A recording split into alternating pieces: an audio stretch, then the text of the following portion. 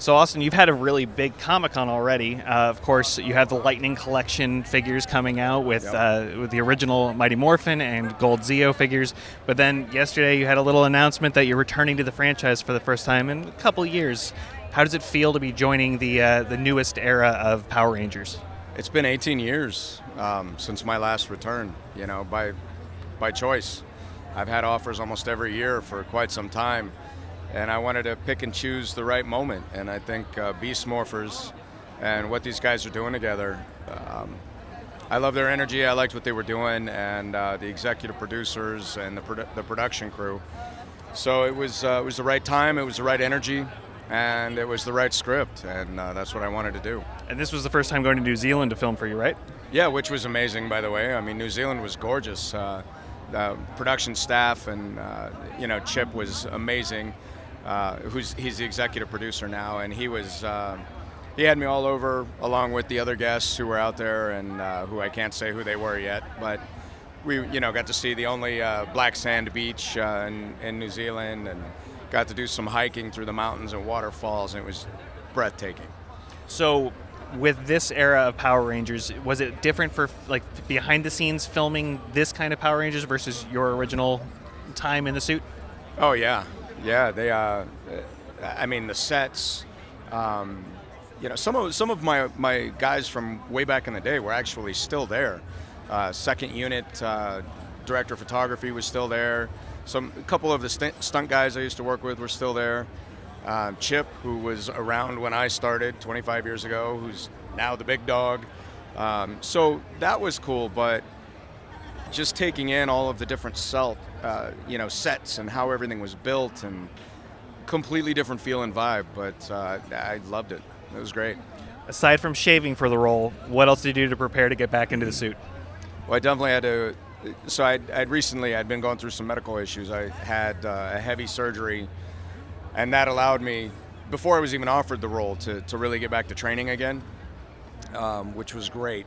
And just by happenstance, I had about a 45-day notice for the show. So I immediately slammed into the keto diet, stuck to it like a general, and was training. And sometimes it was 2 days.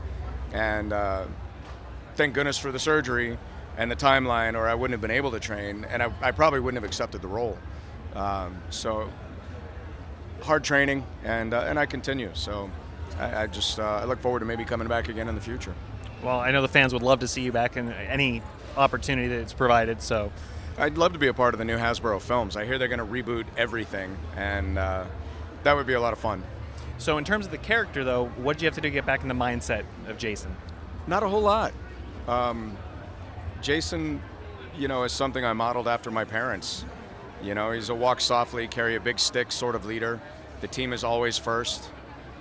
He was never braggadocious, never self-centered, and not that he built up his team. It was that he had absolute confidence in each one of his team members, and was more than happy to step back and let Kimberly, Trini, Zach, or Billy do whatever they needed to do to raise themselves. Or even Tommy, when Tommy came in, he had to put Tommy down and defeat him, but just enough to bring him in and let him be who he could be. So that's not too far from how I really live my life. I love helping everyone from the underdog become who they are to people who are already empowered and confident, and just guiding them in those extra steps to be even better. So I love that. I love doing that. Outside of the TV medium, of course, the comic books have been thriving as well. Have you been enjoying seeing Jason take on a new life and new dynamics in that form?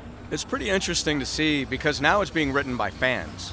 Kyle, who did Shattered Grid, and Ryan, who did Go Go Power Rangers, both great guys, but they grew up as fans. So it's even more interesting to me now to see the fans' take on where Jason and Trini and Kimberly and all these characters would go in our current day. Like, we have cell phones now, so there's cell phones, and then the whole uniform switch between Trini and Jason I thought was awesome, because Trini is the one that Jason would have dated and Austin would have dated. I love Trini. I thought she was amazing. So I love seeing the fans put out their feedback and different pieces of it being integrated into what's happening today.